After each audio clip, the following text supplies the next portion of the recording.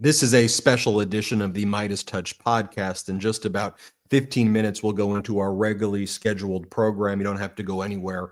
We'll bring you right into the MeidasTouch podcast. But we have an important update that we want to bring you live right now. We're going to bring you live from the Texas House floor in Austin, in the Texas Capitol building, where Texas State Representative Nicole Collier, who represents the Fort Worth district, she's a six-term legislator representing House District 95, and she's basically locked right now on the Texas House floor. She's like locked in there. There's the sergeant at arms of the Texas House and the Texas State Department of Public Safety are keeping her confined in the House chambers right now, where we're about to bring her live, because they are demanding that she sign a document that would give her a 24/7 police escort to prevent her from, I guess, leaving the state if they want to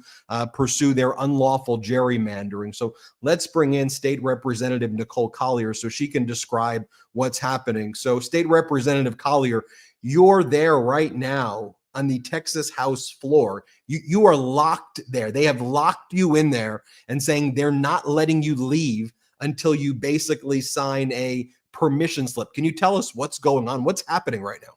Well, the explanation that you provided is very accurate.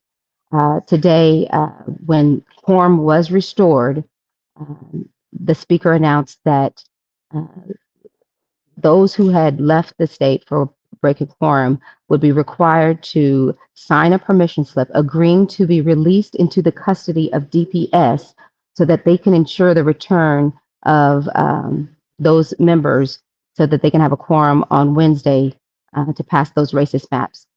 I refused. I just refused to sign this piece of paper. I'm not a criminal. I'm exercising my First Amendment right to resist in my speech. And so I refused to sign. And so I was told that I was going to have to stay here on the floor. They have locked the doors. The sergeants have been instructed not to allow me to leave until I have a permission slip. Now, since we started, I have been informed that I could go to my office. So I have authority to go to my office or back to the floor as long as I'm escorted by a sergeant, and DPS will be following me. So they have DPS, public safety, they're following you. They'll only let you go to your office, and then they'll wait there to make sure you don't leave the building or on the House floor until you sign this document. What if you don't sign it? I mean, if you just say, I'm going to leave, I'm just going to walk home, have they threatened to put you under arrest? Have they threatened to hurt you? What happens next? Yes, would be subject to arrest because I would be violating an instruction. You know, the concern that we have, that I have, is that this is more authoritative, and you know, this is just their way of exercising their power over the less enfranchised, the less, the minority party, meaning the Democrats. They do it because they can, and they don't think about the consequences. And so here I am. This is how I am fighting for my constituents in response to their insistence of taking up these maps first. You know, if the people of Texas were first, they would be promoting the flood relief legislation that they said has been filed. But instead, they are promoting the bill that would give 5 seats to Trump and rig our elections, basically. So that's what they want to do first. They want to rig the elections first, and then they'll look at what is needed for Texans. And so I just will not stand by and let that happen. I have to resist in my heart. This is the only way I can do it. I know that I'm outnumbered in terms of the vote, but I still have my voice, and that's what I'm using today.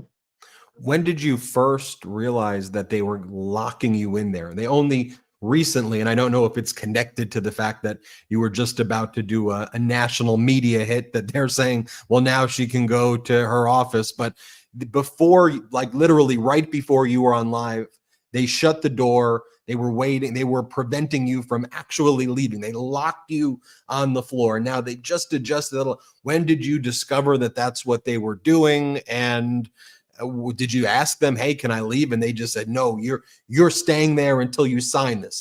Put your name on this and sign this now.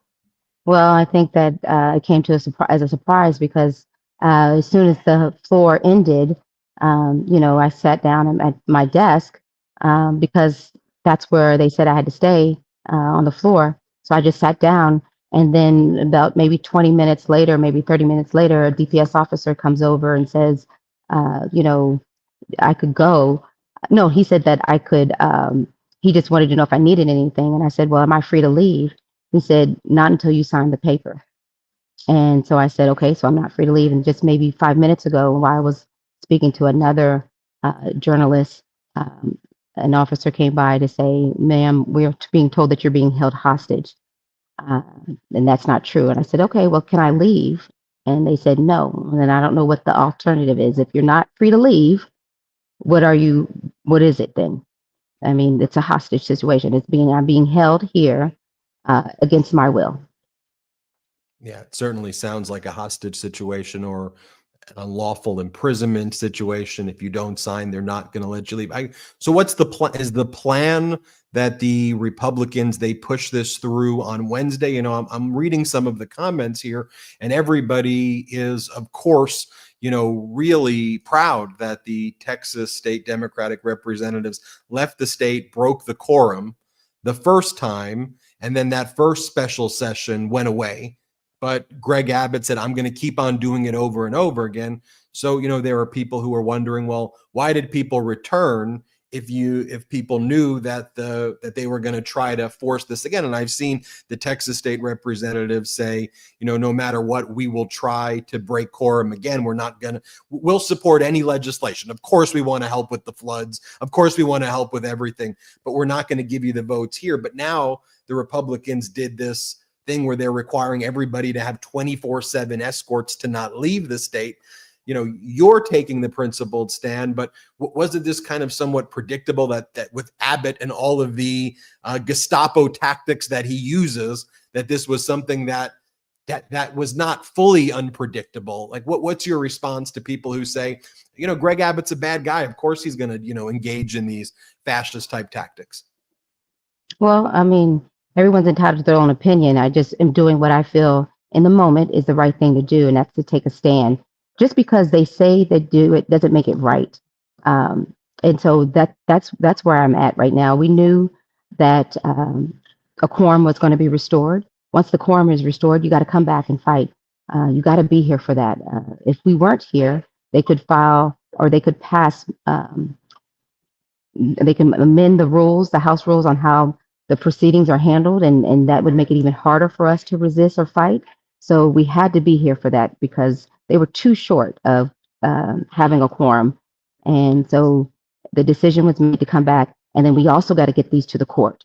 We got to get these maps in front of the court so that they can look at them. We know that Section 2 of the Voting Rights Act says that you cannot have racial gerrymandering.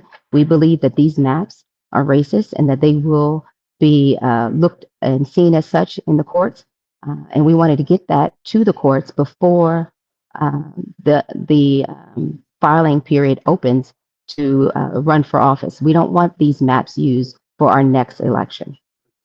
What happens next? Are you going to be locked in there all night? Do you think under no circumstance are you signing this? You made that clear. I'm not signing this piece of paper, right? And then so what happens? Are you going to be there all night into the morning? What happens? Well, it sure looks like it. Again, when I woke up this morning, I did not know this was going to happen. I didn't plan for that. I meant to go home and then come back on Wednesday. So I don't know what it's going to look like, but I'm not signing. I'm grateful for my Democratic colleagues who have continued to bring me refreshments and encouragement. And so I'm ready to be here as long as it takes. The session's 30 days. So.